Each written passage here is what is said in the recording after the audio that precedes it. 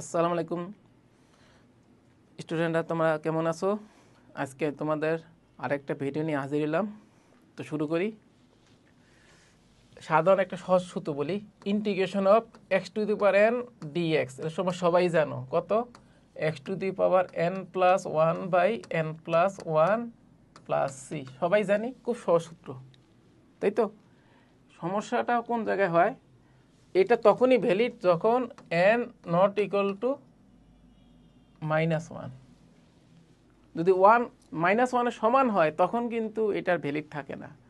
এখন প্রশ্ন হইল, যদি n এর মান -1 হয় তখন আমরা সূত্রটা কি দাঁড়ায়? এক্স টু দি পাওয়ার -1, এটা ইন্টিগ্রেশন কি হয়? লন অফ এক্স হয়। এখন আমার প্রশ্ন হয়েছে, এই সূত্রটাকে ডেভেলপ করে কিভাবে এটা আসা যায় সেটা আমরা দেখাবো।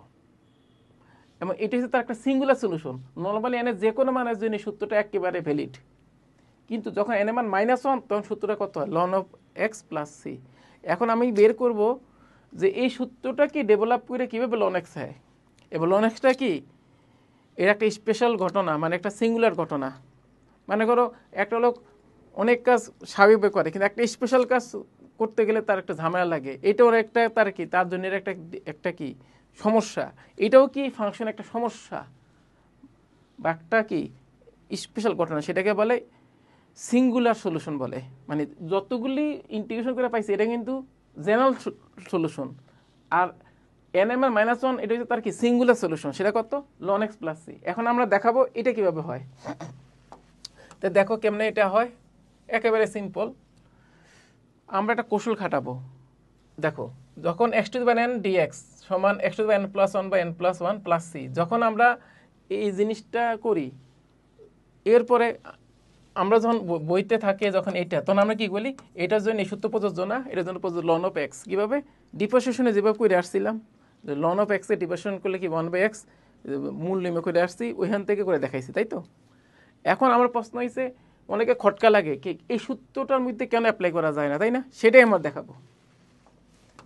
সেটা কেমন দেখাবো? দেখো, যেহেতু n এর মান 1 বসাইলে -1 বসাইলে এটা 0 হয়ে যায়, তো এইটা যদি 0 হয় এর উপরটা তো 0 না। এখন আমি যদি একটা কৌশল খাটাইতে পারি যে না, নিচেরটাও 0 হয় উপরটাও 0 হয়, তখন কিন্তু আমার কিন্তু করার একটা স্কোপ আসে। খেয়াল করো, n এর মান -1 বসাইলে উপরে কত আসে? পাওয়ার 0 আসে। মানে আমি যদি n এর মান -1 বসাই, তো এটা 0, এটা বসালে কত আসে? 0, মানে 1/0 আসে। এটা তো ইনফিনিটি। তো এখন n এর মান -1 বা 1/0 ইনফিনিটি হয় কেমনে? এটা ইন্টিগ্রেশন মান তো লন এক্স তো আর ইনফিনিটি না। কিন্তু আমি n এর মান এখানে -1 বসে, তাহলে তো 0 চলে ইনফিনিটি চলে আসে। এটা ভুলে গেল না? তাহলে কি করা যায়? দেখো টেকনিকটা দেখো। টেকনিকটা কি দেখো কেমনে করে। আমি করব কি, এনে একটা কৌশল খাটাবো। X to the power n plus 1 -1 n plus 1 1 by n plus 1 plus C করলাম। মানে এই যে জিনিসটা মাইনাস করলাম, এই জিনিসটা প্লাস করে দিলাম। কনস্ট্যান্ট তো করাই যায়, কারণ আরবিটারি কনস্ট্যান্ট করা তো যায়, সমস্যা তো নাই। ঠিক আছে, এরপর আমরা n এর জায়গাতে -1 বসাই। তাহলে কি করব? দেখো, n এর -1 বসালে এখন আমি লিমিট শব্দটা ইউজ করব। কীরকম? Limit n tends to -1। n tends to কত? -1। এখানে n plus 1 x to the power n plus 1 -1, ঠিক আছে? আর আমাদের যে এই যে টার্মটা আসলো, এটা মিলে আরেকটা নতুন কনস্ট্যান্ট হবে, সেটা টার্ম দিলাম সি প্রাইম। সমস্যা তো নাই। টেকনিক দেখতে পারছো? এটা কেন করছি খেয়াল করো। এখন যদি -1 বসো, নিচেরটাও 0 উপরেরটাও 0, মানে 0/0, মানে এটার হয়তো আশা আছে মান পাওয়ার। এই জন্য এই টেকনিকটা খাটাইলাম, ঠিক আছে? তাই এটা কেমনে করবো? যেহেতু ইন্টারমিডিয়েট, আমাদের এল হসপিটাল একটা রুল আছে, এটা দিয়ে অ্যাপ্লাই করা যায়, তবে এটা অনার্সে অ্যাপ্লাই করে, ইন্টারে অ্যাপ্লাই করা ঠিক না। তাহলে আমি কী করবো? যেহেতু ইন্টারে এটা অ্যাপ্লাই করা যাবে না, তাহলে আমরা কী বলি? এটাকে দ্বিপদীনাত্মিক মানে এক্সপোনেনশিয়াল বা সূচকীয় ধারা বিস্তার করে তারপরে করব। সূচকীয় ধারা বিস্তারটা কেরকম? লিমিট n টেন্স টু -1, এটা বিস্তার কীরকম? কত? 1 প্লাস, দেখো তোমার সূত্র দিয়ে তাকাও, যদি হয় এরকম, এখানে লিখে দিই a to the power x বিস্তার কি? 1 plus x into ln a x square by factorial two ln a whole square. এই সূত্র পড়ছো না? এই সূত্রটার মতো করে বিস্তার করব। তাহলে এখানে কার সাপেক্ষে বিস্তারটা করছি? বিস্তারটা কার সাপেক্ষে হয়েছে? এক্স এর সাপেক্ষে হয়েছে। একটু ইয়ে করে দিই, বিস্তারটা কার সাপেক্ষে হয়েছে? এক্স এর সাপেক্ষে হয়েছে। খেয়াল করছো? এই বিস্তারটা কিন্তু এক্স এর সাপেক্ষে হয়েছে। এখানে কিন্তু বিস্তারটা কিন্তু এক্স এর সাপেক্ষে না, বিস্তারটা হবে কার সাপেক্ষে? এন এর সাপেক্ষে, কারণ লিমিটটা এন। আমি এখানটা কি করব? যে কোনো উপর এনটা ভ্যানিশ করব, তাই তো? তো এন এর সাথে বিস্তার করব। আর এখানে এক্স ছিল পাওয়ার, এখানে এক্সটা কি বেস, দুইটা কিন্তু এক না। এখানে এনটা কিন্তু তোমার পাওয়ার, এক্সটা হচ্ছে বেস, আর এখানে উল্টা, এটা বেস, এক্সটা পাওয়ার। যেহেতু আমার এক্সটা বেস, তাহলে এক্সটা লনের সাথে যাবে। দেখো, যেটা বেস হয় সেটা কার সাথে থাকে? তার সাথে এ লন থাকে, তাই না? দেখছো?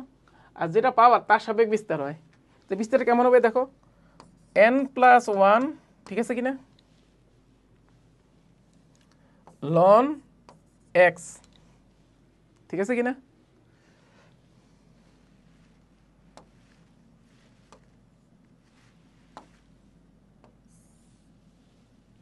Plus n plus one whole square by factorial two ln x whole square. এভাবে না?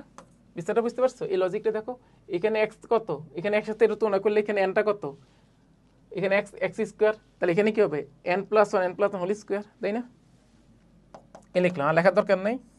প্লাস সি প্রাইম, এখানে লিখলাম এন প্লাস ওয়ান, লাস্টে একটা ওয়ান আছে। এই ওয়ানটা হচ্ছে আমাদের টার্ম কাট, এটা ডুয়াল টার্ম না, এটা টার্ম কাট।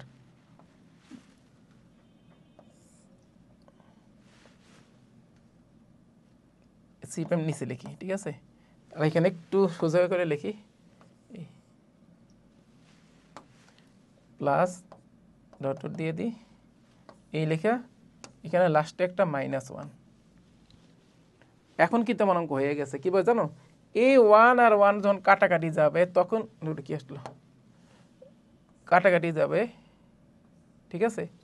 তখন কিন্তু উপরে নিচে এন প্লাস ওয়ান দিয়ে ভাগ করার সুযোগ আছে।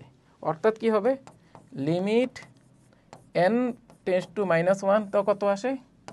N plus one ln x n plus one whole square by factorial two ln x whole square